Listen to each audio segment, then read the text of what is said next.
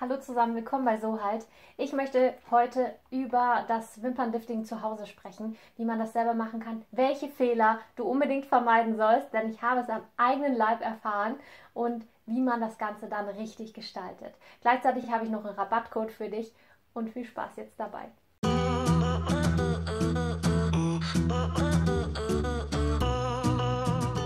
Also erstmal dieses Set, das ich hier benutze, das ist von Amalia Cosmetics. Ich habe das zugeschickt bekommen, ich werde aber nicht dafür für das Video bezahlt.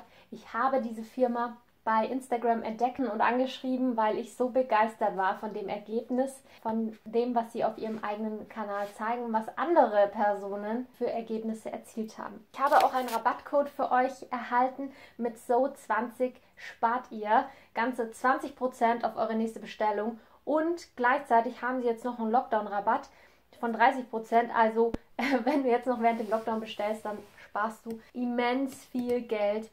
Normalerweise schweife ich hier an der Stelle nicht so aus, was für eine großartige Ersparnis das ist. Aber hier bin ich wirklich selber begeistert. Also falls man das mal ausprobieren will, ist jetzt der richtige Zeitpunkt. Und das dachte ich mir eben auch. Die Kosmetikstudios sind zu. Man hat keine Möglichkeit, irgendwo hinzugehen. Deswegen kann man das doch mal ausprobieren, selber zu machen. Jetzt zeige ich euch mal einmal das Set. Da ist alles drin, was man braucht. Verschiedene Lösungen, dann hier die Kissen, Reinigungsmittel, die Pads für unter die Augen, hier verschiedene Applikatoren, Bürstchen und Kleber und so weiter. Hinten auf der Rückseite ist eine ausführliche Anleitung drauf und die Anleitung fand ich sehr verständlich, wobei sie an der einen oder anderen Stelle nicht ausführlich genug war, zumindest für mich, sonst wären mir meine Fehler nicht passiert. Und jetzt zeige ich euch erstmal meine Wimpern, wie sie jetzt nach diesem Wimpernlifting aussehen. Ich blende euch auch mal ein, wie sie vorher ausgesehen haben und das ist das Ergebnis jetzt und das Ganze ist schon 3 Wochen her. Ich habe die Wimpern nicht geschminkt und in letzter Zeit, dadurch, dass sie so eine schöne Welle haben, brauche ich das auch gar nicht. Ich habe sie jetzt gefärbt und du siehst aber, wie sie schön nach oben zeigen, wie offen der Blick aussieht. Das ist das Auge, an dem es gut geklappt hat. Das war auch das Auge, das ich als zweites gemacht habe, mit mehr Erfahrung.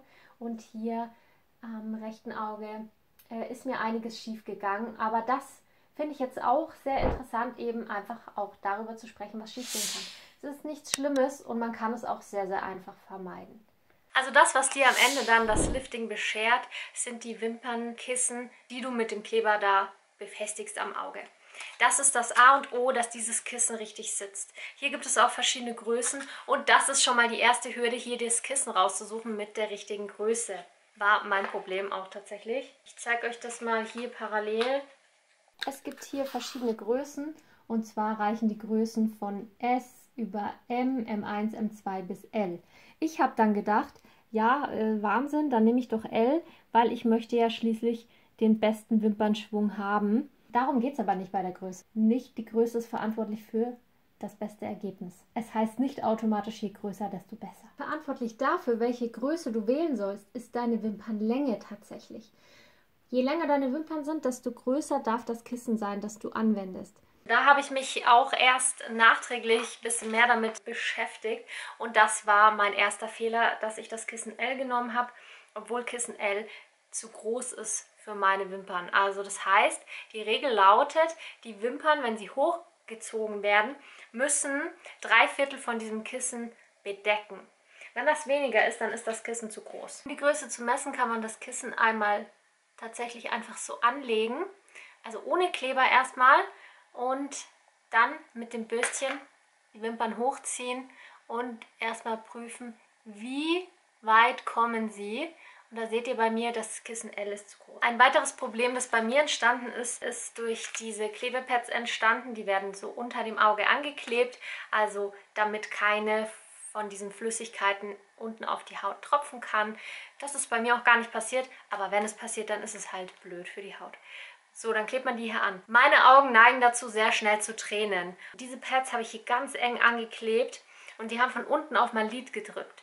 Das hat dazu geführt, dass ich einen wirklichen wirkliche Tränenproduktion hatte und meine Augen viel zu nass waren. Das ist auf die Wimpern gekommen. Dann hat wiederum der Kleber von den Pads nicht gehalten. Die müssen ja oben angeklebt werden. Wenn die nicht richtig kleben und sich dann lupfen, dann wiederum können sich die Wimpern lösen. Das ist bei mir passiert. Auf dem Auge nicht, auf dem ist es sehr blöd gelaufen und dieses Pad hat sich die ganze Zeit abgelöst. Also das vermeidet man einfach dadurch, dass man diese unteren Klebepads wirklich mit Abstand vom unteren beweglichen Lid anklebt oder sie auch vielleicht gleich weglässt. Dann lieber, wenn man merkt, es tropft etwas runter, das sofort entfernt mit einem feuchten Wattepad. Das werde ich nächstes Mal machen. Verurteilt mich nicht für meine Fehler, die mir hier passiert sind, denn ich bin in dem Metier kein Profi. Ich bin, wie die meisten von euch wahrscheinlich auch, jemand, der das nicht professionell macht, sondern einfach aus Spaß zum Hobby. Aber ich finde es sehr, sehr wertvoll, wirklich. Nächstes Mal wird es bei mir besser klappen.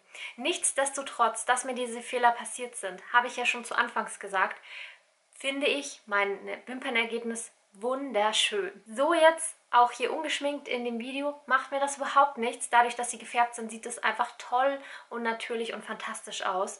Und auch bei dem Auge, wo es wirklich so komplett schief gegangen ist. So, und was dann noch passiert ist, zeige ich euch jetzt mal. Ihr seht ja hier wahrscheinlich, dass die Wimpern total krümelig sind. Die drehen sich nach oben ein, wie so kleine Schweineschwänze.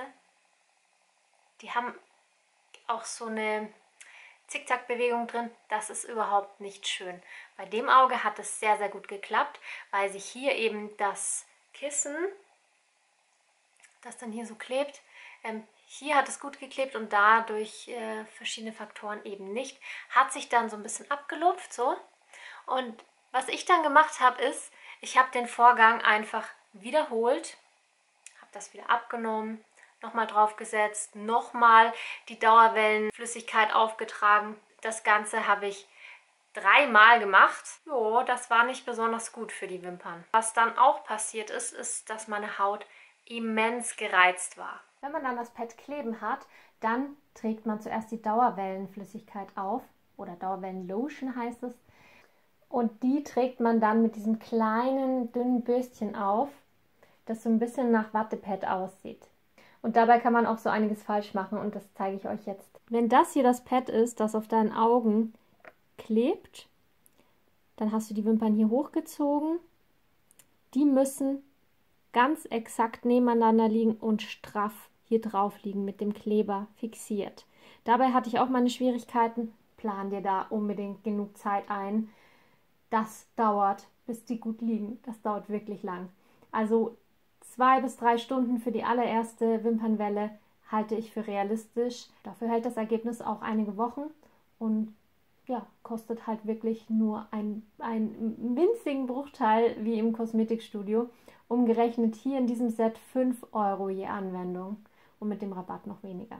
Ja, dann liegen die Wimpern hier drauf und dann darfst du auf gar keinen Fall hier alles einpinseln mit dieser Dauerwellenflüssigkeit, sondern nur in der Mitte einen Streifen setzen. Das stand in der Anleitung leider nicht so exakt drin, deswegen habe ich das nicht gewusst. Es wird nur in der Mitte, nicht am Ansatz der Wimpern, der ja hier rauskommt, und auch nicht an den Spitzen. Das war mein Problem. Ich habe nämlich die Spitzen eingepinselt wie ein König und dadurch drehen die sich hier wie so kleine Rattenschwänze nach innen jetzt sogar ein. Du willst aber nur, dass sie in der Mitte gehoben werden und gewellt werden. Und deshalb setzt du nur in der Mitte den Streifen auf.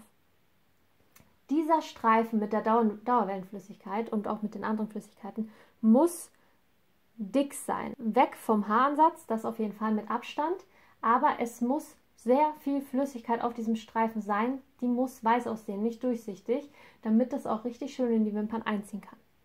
Also man muss sie sehen können. Und dann hat es seine Einwirkzeit von 12 Minuten. In der Zeit am allerbesten die Augen schließen. Ich habe gedacht, ich kann mir währenddessen Kaffee kochen und so weiter. Aber dadurch, dass man dann immer wieder das Augenlid bewegt, hat es bei mir mit den Schlupflidern dazu geführt, dass sich das Pad erst recht gelupft hat und die Wimpern wieder runtergefallen sind. Und das war sehr nervig. Lehn dich zurück, mach die Augen zu, mach dir schon vorher irgendeine gemütliche Musik an und lass es einfach nur ganz alleine einwirken. Das ist das Allerbeste, was du tun kannst.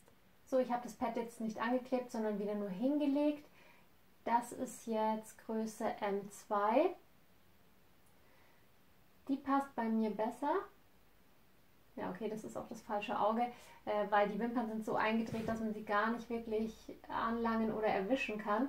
Auf jeden Fall ist es sehr, sehr wichtig, wenn du das Pad anklebst, dass dein Lid gereinigt ist, dass du keine Wimpern mit einklebst, also dass man die nicht aus Versehen so ein bisschen da drauf klebt, sondern die Wimpern am besten nach unten kämmen, Auge zumachen, wenn es geht, und dann das Pad kleben. Dann kommt hier oben nochmal Kleber drauf, kurz einwirken lassen. Und wenn du dann die Wimpern hochziehst, mach das mit dem Bürstchen gerne oder mit der Rückseite, habe ich das auch gut hinbekommen.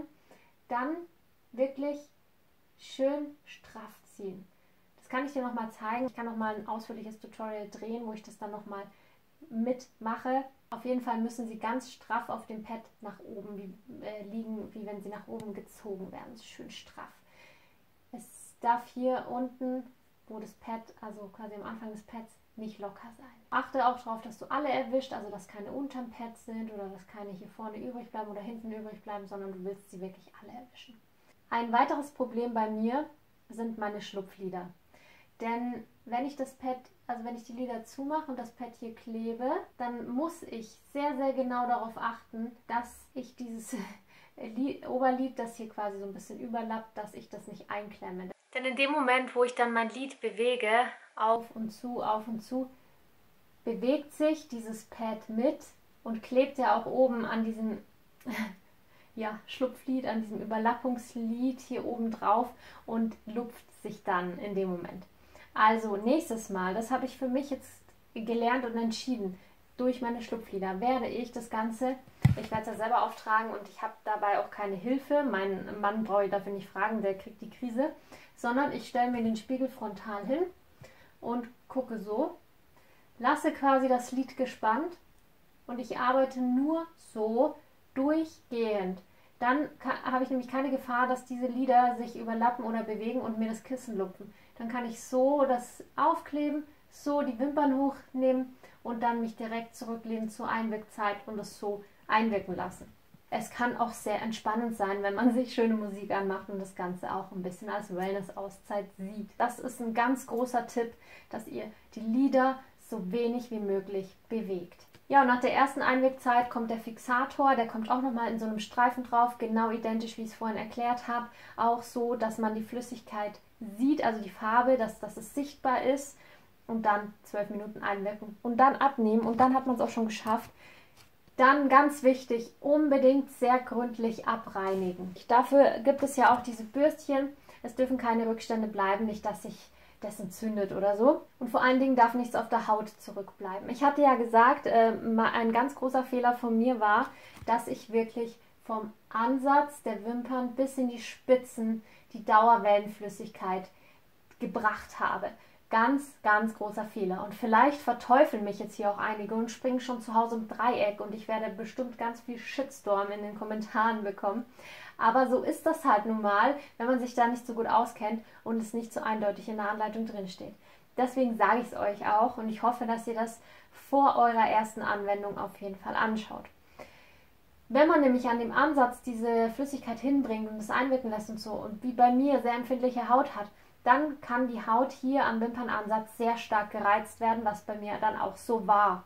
Man soll wirklich vermeiden, diese Flüssigkeiten auf seine Haut zu bringen und deshalb danach auch wirklich sehr gut abreinigen. Eine sehr große Empfehlung. Nicht mit Wasser, sondern mit dem mitgelieferten Reiniger und mit dem Bürstchen. Dann kannst du auch mit einem Wattepad das so richtig schön, bis du merkst, die Wimpern sind sauber und da sind keine Rückstände mehr drin. Und dann sollte man auf jeden Fall einen Tag auf Wasserkontakt verzichten und plan dir das auch ein, dass du einen Tag eben auch dann keine Mascara tragen kannst, weil da soll keine Flüssigkeit hin, damit das Ergebnis möglichst lange hält.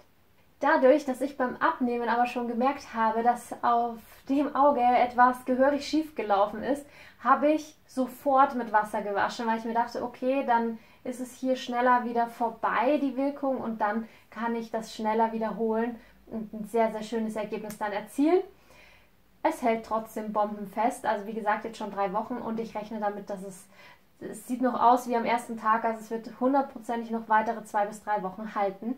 und dann kann ich erst das Tutorial für euch ganz ausführlich abdrehen, was ich definitiv vorhabe.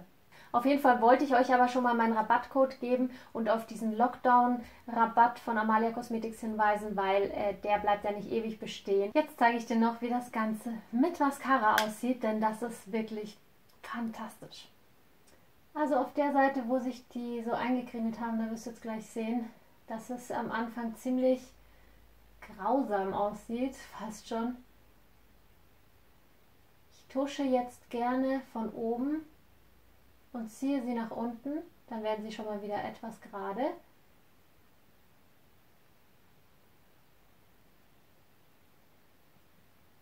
Dabei patze ich natürlich immer viel, aber das lässt sich jetzt da einfach nicht wirklich vermeiden.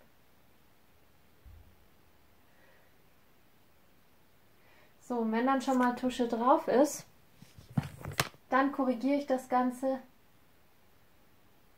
einfach mit so einem Bürstchen.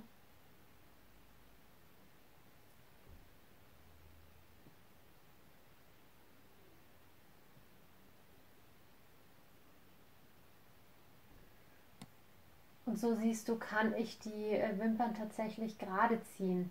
Einigermaßen, und man sieht es kaum noch. Ich habe sogar schon großes Lob für meine schönen Wimpern bekommen, obwohl sie ja hier nicht so schön sind, wie sie tatsächlich sein könnten.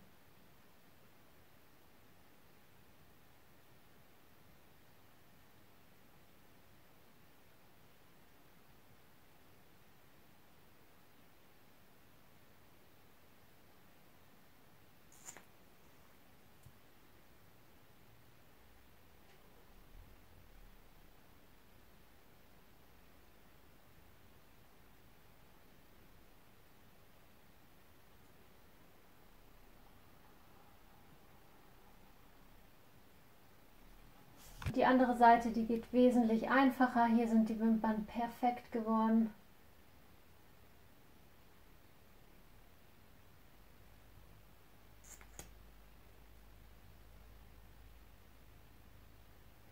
Das Schöne ist, wenn sie so eine Welle drin haben und schon von alleine nach oben gebogen sind, tut man sich auch viel leichter beim Tuschen. Man braucht keine Wimpernzange verwenden. Und wenn sie gefärbt sind oder man von Haus aus schon dunkle Wimpern hat, dann sieht man morgens einfach schon, wenn man aufwacht, super frisch und wach aus, weil einfach diese gecurlten Wimpern sofort mehr Frische im Gesicht hinterlassen. Hier sind sie für meinen Geschmack perfekt, aber ihr seht auch, dass hier zum Beispiel an der Stelle die Wimpern auch eine leichte Welle drin haben. Finde ich jetzt aber fürs erste Mal Wimpernwelle anwenden gar nicht schlimm und ich finde einfach, sie sind grandios geworden. Ja, das ist jetzt das getuschte Ergebnis. Mal von der Seite noch.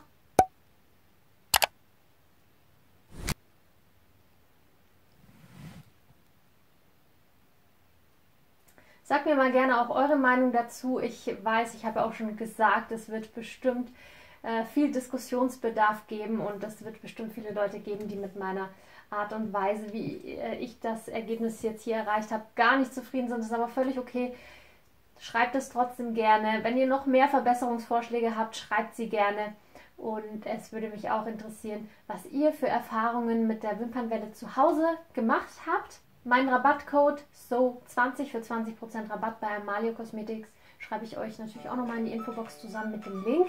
Dieser Rabattcode gilt natürlich nur auf der Webseite von Amalia. Wenn euch das Video gefallen hat, lasst mir gerne einen Daumen nach oben da und ein Abo, darüber freue ich mich extrem. Das ist kostenlos und du wirst sofort eine Info kriegen, wenn du die Glocke aktiviert hast, wenn ich ein neues Video online habe. Ich freue mich, wenn du nächstes Mal dabei bist und bis dahin, tschüss!